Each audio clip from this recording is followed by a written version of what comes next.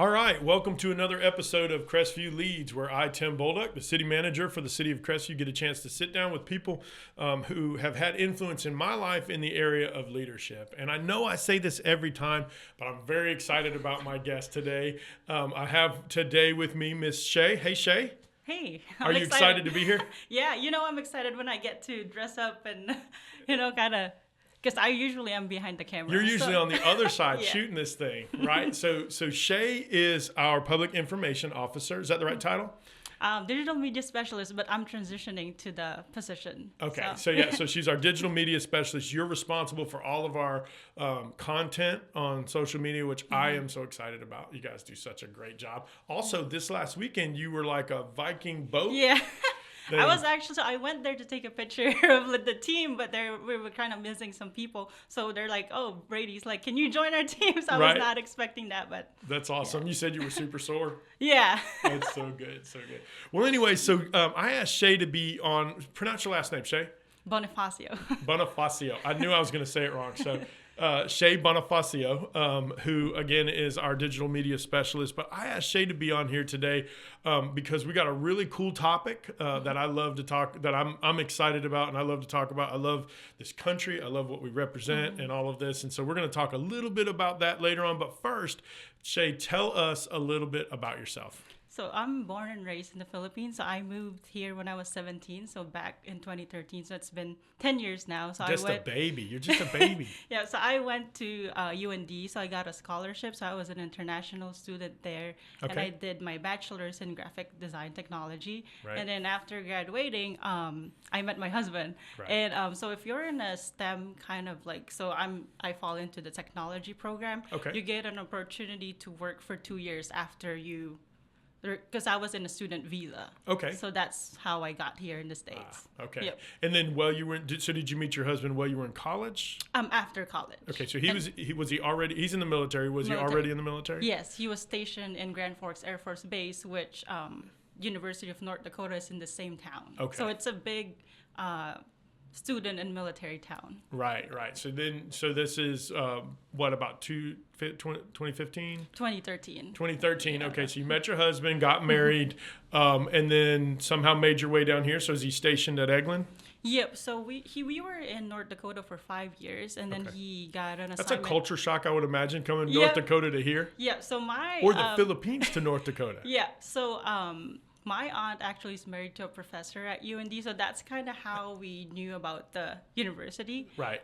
So a lot of people tell me why North Dakota? Right. From Philippines, and when my parents told me that I'm gonna go to the States to study, abroad and stuff like that, I because I watch movies on Netflix and everything, and I see LA, New York, and then they bring me to North Dakota, so it was kind of a big culture shock, and I've never seen snow too in my whole life because I live in the Philippines, so I was really excited when my husband got assignment to go to Florida because Philippines, it's similar because it's close to the water and it's the weather and stuff like that. Right. So. And so Shae, y'all can't tell this from the camera, but Shae's only 3.5 feet tall. So I imagine the snow in North Dakota was over your head. Oh, yeah. That's awesome. We get snowstorms. I kind of joke with Jessica too. It's like, oh, we don't get snow here, so we don't get to, the hurricanes and stuff that we get. So we don't, the blizzards and everything. It's not a thing here. No blizzards yet. I did deal with a freeze right after I got here, which was nuts. Florida hadn't had one in a long time, and all of a sudden I was dealing with a freeze. But so you guys, so you graduate. You said your degree was in graphic design technology. Graphic design technology, and so from there you went to tell me what you did right out of school. So you said you had 2 years. Oh, the visa allows you to stay for 2 years, and then you got married. Yep. So the 2 years. So after I graduated, they give you 2 years because you're in the STEM program. So you only get 1 year if you don't fall in the category of STEM. So I got a job offer in Grand Forks. It's a real estate company, so it's locally owned. Okay. And usually, two big companies don't really, when they see that you don't have a green card. Right. Yep. So usually, it's kind of harder to, because they don't want to deal with the green card and all the kind of the rules that goes with it. Right, so right. It was a local company, and so I worked for them for 2 years, and they were kind of looking into getting me a permanent residency because they like the work I do, but it's just really expensive. They have to hire a lawyer, immigration lawyer, and stuff like that. So that's my husband and I were dating at that time, and I had to, after that 2 years, I have to go home, and he was gonna get deployed too. So that's just gonna make it hard for us to kind of, we were dating, and and then he was just like, one time, he's like, let's just get married. Nice. So that was kind of like the story of that. So very cool. And you were like, that's the best you can do? You're gonna have to tell him. Did he? So you just said, "Let's get married." No big performance. So my parents. So we had to go through the. So we had to. We told our parents, and we were pretty. I was 21, and he was 23. Okay. So we were pretty young, but it's the best decision that we've ever made. Of course, yeah. So Kim and I got married very, very young. I was 18. 18. I was 18 when we got married, turning 19, and then and we've been together 30 years. So this idea that a lot of times people say, you should. It's like you're too young to get married. You're too young. Listen, my deal was this. I'm a mess, and so I tricked her early, and she doesn't know any better. Well, that's what my husband tells me too. It's like, you're not going back to Philippines. We're gonna get married.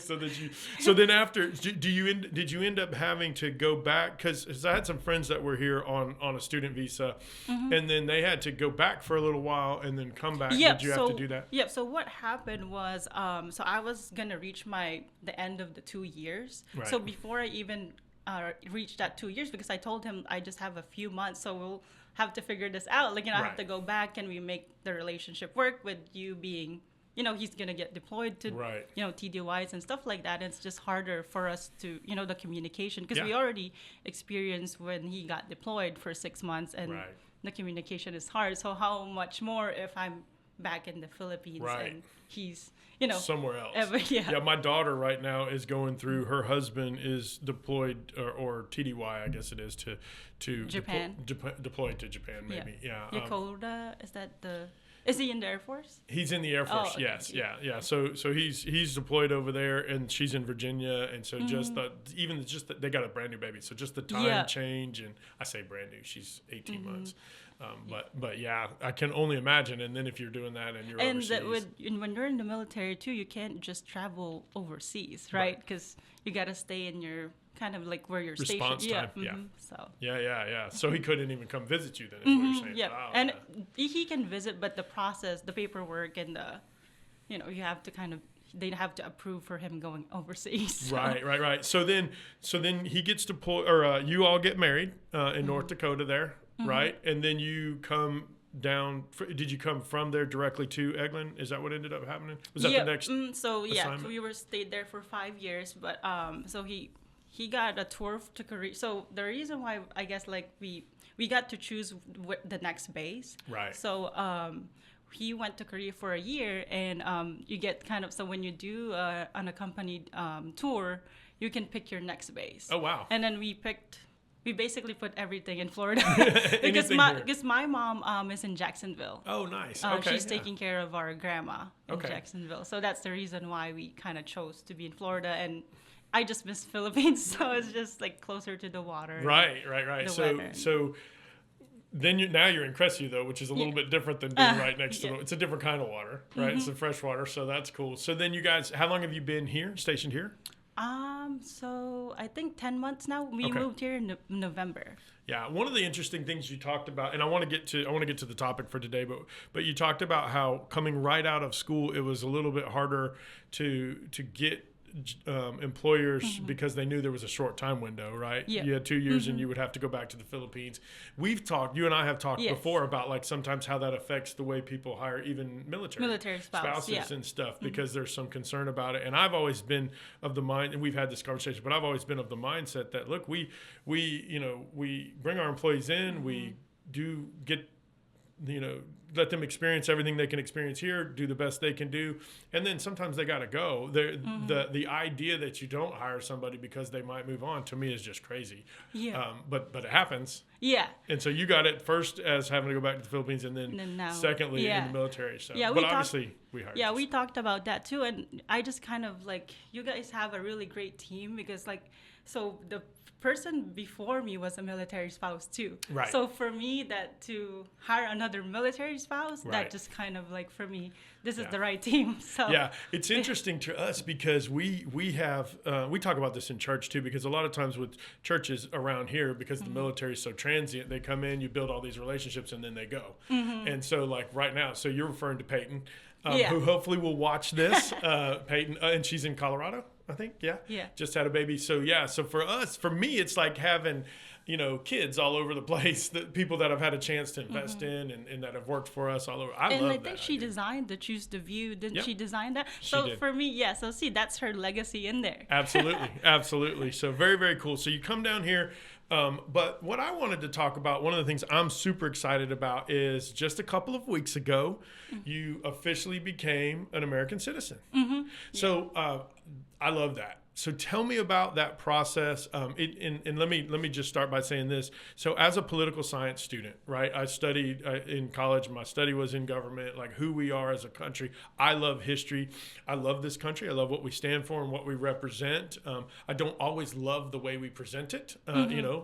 Sometimes those things are not very good. And these last few years, we're in the middle of a national election that's a little bit of chaos.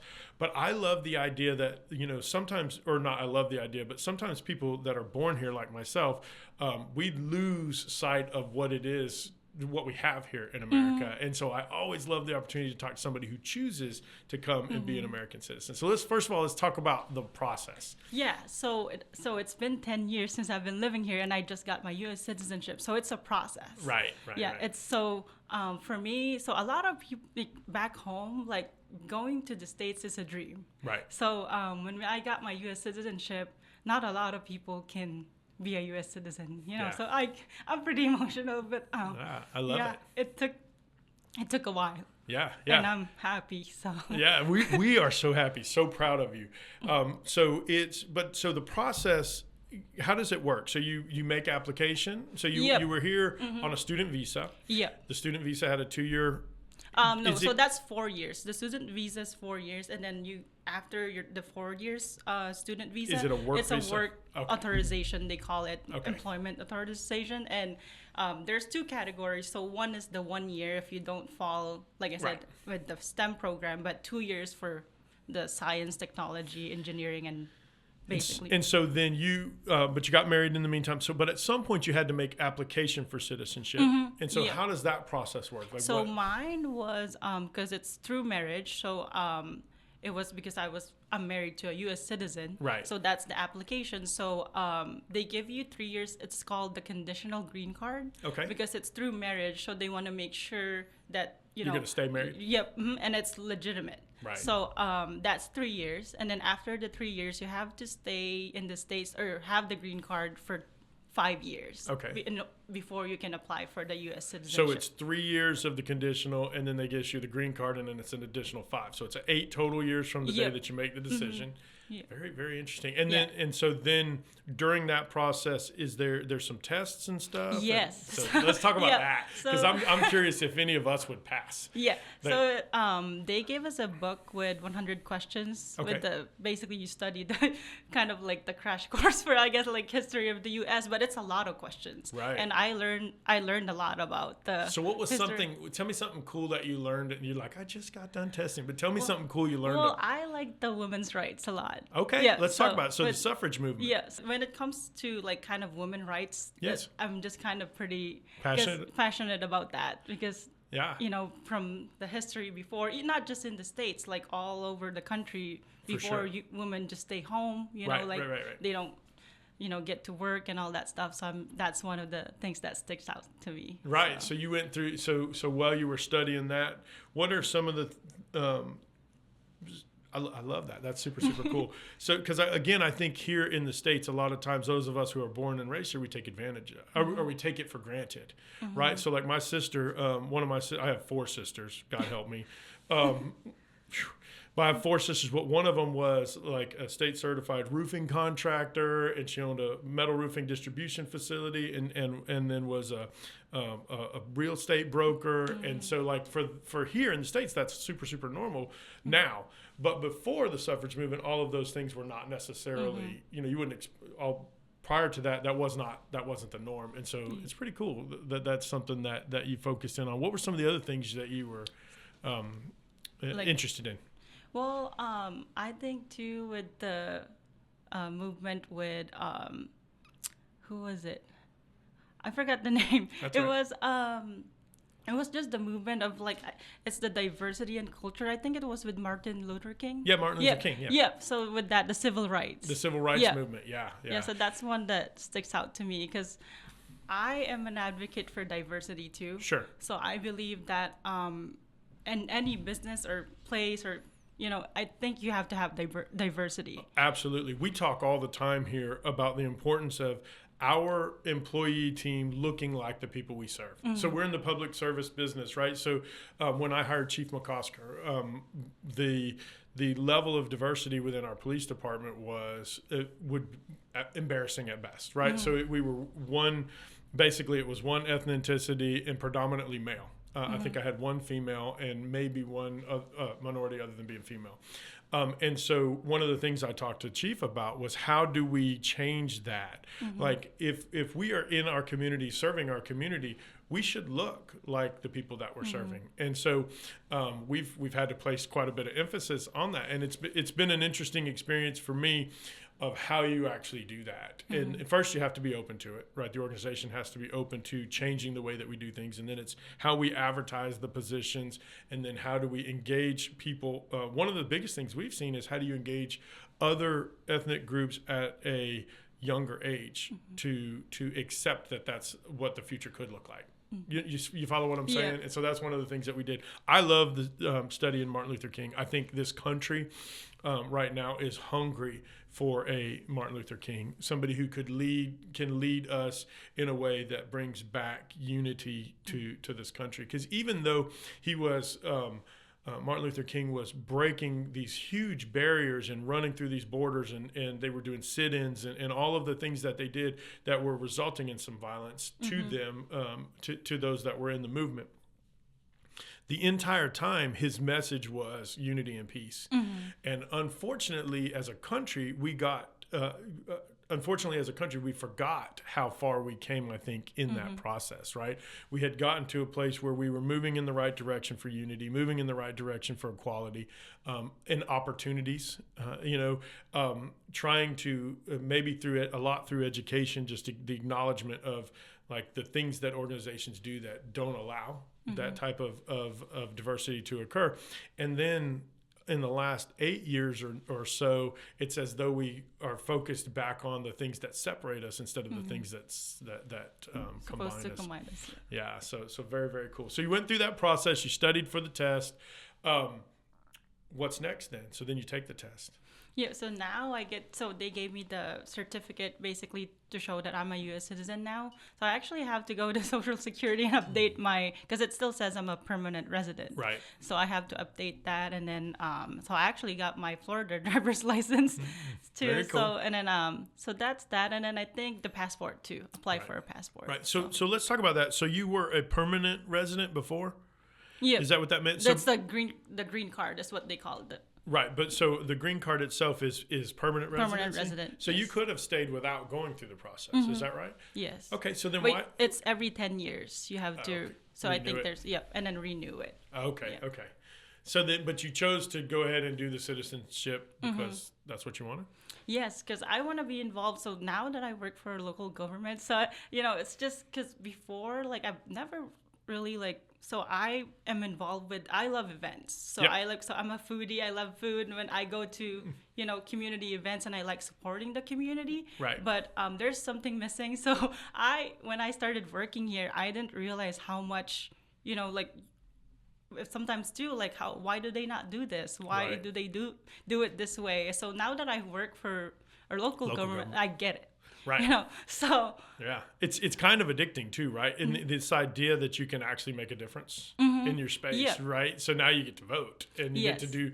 One of the best things, a fun Shae memory or thought for me was when you were like, I'm not going to be able to vote in this election because I'm 2 days late. Because after the oath taking, you have to wait 10 days. Right. And around the primary election was around that time, but it's not. Right. But so now though you're all registered, ready to go, ready to vote for the upcoming election in November. You'll get to help us pick what our future looks like. And so that's very cool. Well, what are some of the things that are different from the time you spend in the Philippines to the time in the States? Like, what's the difference? Oh, it's a big difference. Okay. So one of the reasons why our family migrated from the Philippines to the States, there's just not a lot of opportunity there, like here, like with jobs and stuff like that. So, and I chose the route of IT. Right. And back, I guess, like in 2013, around that time, technology is not really, if you go to school for technology, usually you don't land in a, kind of like a good paying job, or it's kind of like like some of my friends got a degree in IT, but they're kind of just getting paid minimum wage. Right. So why take the time to get education and pay for the schooling that you have if you're not gonna. So is it just a lack of appreciation for that industry in the Philippines? Is that or is it a? It's more of a country thing. It's just like we don't get paid for what usually when you get a degree, right? You should be getting a good job, but there's just a lack. So that's why a lot of like Filipinos. So I always joke around about this. Like everywhere I go, there's always Filipino. Right. Like kind of like, so when we were in North Dakota, there's a community there too, and there is a community here too. Right. So I think there's just kind of like I love the Philippines, but I think we can do a better job with the government there and the economy and stuff like that. Very cool. So being here though, what I love is you came, you went through the process, and then now you're excited about your opportunity to participate in maybe protecting the things that, so because I'm a government student and I've worked in local government for a while now. I appreciate that we talk because you do our social media, so you see all the nonsense people comment, right? There'll be some good nonsense on the bottom of this one about me and this kind of stuff. I try to filter the negatives and focus on the positive. Right, exactly.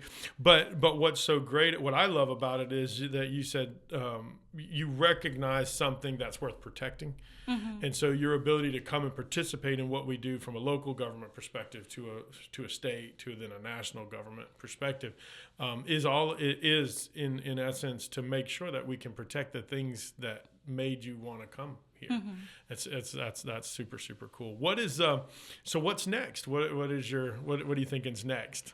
Well, so before I got this job, I actually was gonna switch my kind of like career path. Right. So I've been doing marketing and social media. So I'm just gonna be honest. Like I was in school for getting my real estate license. Nice, good. But this job just kind of, so before the stuff that I do is marketing and sales. Right. And that's I liked it at first. Like it's all about sales. Getting. Lead generation. Stuff like that. But this is different. So I think it's in line with what I want to do. It's more like, so it's public information. It's not marketing really to, trying to get sales. Right. So, in essence, there is a marketing component to it. So we just filmed one of these podcasts with Nandrika, and one of the things I shared with her is that our perspective here is that we tell our story, we tell the truth. We tell our story, we tell the truth, and we tell it first. Tell it often. Tell the truth, tell it first, tell it often, which is our story, right? And so it's tell the truth, tell it first, tell it often. And so that's, what I think lacks in government is this willingness and ability to take complex ideas. These are complex ideas, right? I joke sometimes, which I probably shouldn't, but I joke sometimes about the people who make comments about the decision we make, not necessarily making them from a position of wanting what's better for the city, but just from what's better for themselves. But the reality of it is, I think a lot of the times is that people just don't, it's a complex situation. When a turn lane gets done on Highway 85 has 5 different entities involved in it. And so it's very, very complex. my ability or the time, my bandwidth to help explain it so that everyone can kind of understand what's going on is thin. And so it's important, I think, for government to have people from the private sector that were professionally trained to do the job, like yourself, to come in and say, hey, listen, if you've got, as I also say, if our story is good, it'll sell, right? And so if bringing people like yourself in, like Jayla in, to come and help us get our message in a way that it can be digested cross-generationally, if nothing else. Because, you know, before it's newsletters and, you know, people like myself. Oh God, it's funny. We were going to name the last podcast something, and you guys, the Gen Zers in here, helped me make sure I didn't name no it. cap. Make sure I didn't lie at No Liars or something, because I didn't know the terminology. Well, I think government fails to pay attention to the importance of that if we are a representative form of government, which you know, Democratic Republic, right? Which means that we are representative, meaning that we elect people to represent us with their votes. It's important that we understand what they're representing us on. And I don't have the talent or the ability or the time to get that message out properly. That's what people like yourself are for. So I'm excited, because what a lot of times happens is government does, because we don't put an emphasis on it, we end up with people who either aren't interested in doing it, or we just assign it to somebody else who has a Facebook page, instead of coming in and saying, hey, I want professionals to work here, and then I want to create a path for Shae to grow professionally in this environment, because I want good quality product going out. I want people to understand what we're doing, right? We're about to do this thing about ducks. Yeah. So Jessica talked about that. Yeah. So are you excited about that? Yeah. But what that is, so we're going to do some relocation of ducks at the Twin Hills Park. Well, instead of just in the past, that's something government would have just done. We're going to bring you in and your information team to help us get the message out so people understand what we're actually doing. It's very, very cool. What's your favorite part about working here? I'm talking about this environment. So I meet a lot of people, and I like to, it's like when we do this podcast, I meet a lot of people, and it's just like, so I grew up in our family's very, I guess, like, we like to communicate with, like help people too, in a way, like kind of like, I don't know, it's just like we grew up in this big, I lived with my grandparents' house, and we lived with cousins. Yeah. So I think that's kind of where my, when I meet people and I kind of just feel that, oh, she's a good person. I like her and stuff like that. So when we go to like the chamber breakfast and stuff like that, so I enjoy that. Yeah, being able to just be a part of community and get embedded in the community. I love that. So what is the hardest part about what you do here as the what is it? Digital media specialist. I'm the worst. I run this thing and I can never remember anyone's title. Oh, it's horrible. So what is the hardest part of being the digital media specialist? Well, the hardest part is when, when we put something out on social media, and it's for a really, like we're informing people, and we did it for the good of the community, but we get bad comments out there. Right. So that's kind of like, for me, it's a hard kind of part that with this job, and I'm trying to focus on the positives, because it is for the good what we do of the community. A friend of mine, a mentor of mine, Quint Studer, who owns the Blue Wahoos over in Pensacola, told me one time that you can't, and this is about employee engagement surveys, but it holds true on Facebook too. You can't really measure, he said, if you want to measure the results of a survey or the opinion of the people, you measure that by the quality of the good comments. In other words, that anybody can be sloppy and easy with a negative comment. But when somebody takes the time to say, hey, I appreciate what you all are doing, or I'm excited about this particular reason, this project for this reason, that's how we measure whether or not there's success in what we're doing. Because it's, again, anybody can be easy. It's easy to be sloppy, right? It's easy to just say something negative so that we can get likes or comments or nonsense, right? But it's the ones who take time out of their day to say, I appreciate what you're doing. Those and we get those. And we do. Yeah. And we do. Those are the exciting ones. So listen, you know this, at the end of this podcast, I ask everybody this question because it's so interesting to me. This is, in large way, this is a leadership podcast. First of all, I want to just tell you, before I do that, I want to tell you that I appreciate you. I appreciate what you do for the city. You are an inspiration to me, just in going through that process, because again, I love this country. I love what we represent. And so just being able to be like in proximity to you while you go through this process, and you're making you made some choices and then put the work in to be, to be a U.S. citizen. I'm just super proud of you. I can't tell you how proud of you. Not to mention how proud of you I am for the work that you do here, and just the fact that if I could bottle up your energy, your smile, the way that you just light up a room when you come in, if I could bottle that up and pour that into some of the rest of the people around here, I would absolutely do that. But anyway, we're almost out of time, so I ask everyone this question. In your life, if you look back over your life and there was somebody there that influenced you in the area of leadership, and did things in such a way that you would want to do the same, who is it and why? Like, who would it be and why? So I have two. We've been doing this podcast. I know the end, but so my brother for sure, but the other person is like. So I'll share my brother first. So the reason why he is for me is like kind of like a leader that I want to kind of emulate or be like him, because we grew up without our parents. Okay. So he's kind of not just a brother to me. Right. He's like a dad and a friend. So and the way he with just his work ethic and the way he's very, like you said, with the energy, the smile, he's like that too. So when he visits Crestview, I'm going to make sure you meet him. So yeah, I'm going to hire him. What does he do? He's also a multimedia person. So that's, and he dance hip hop too. I dance hip hop. So I think I just really look up to him. Yeah, so, that's awesome. That's cool.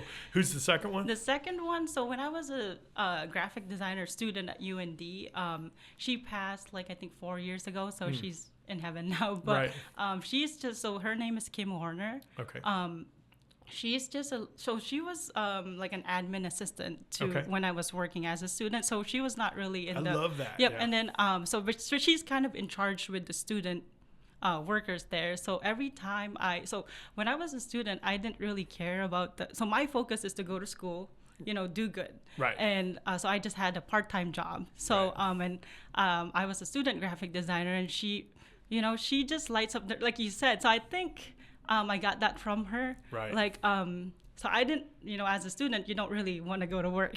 Right. But because she's there, she makes me laugh. Change she makes, so I think, the environment and like where you work, if there's that one person that does that, it's easy for people to go to work. I love that. It's so good. I love the fact it's a staff assistant, right? So we talk on this podcast and talk about it in the leadership class. That's one of those influential leaders that may not necessarily have authority over position, but they change the way you see the world. They change the way you see your work environment through influence, through just the way they treat you. So, I almost called you Shae. Yeah, we get that a lot. It's because there's a pair, yeah.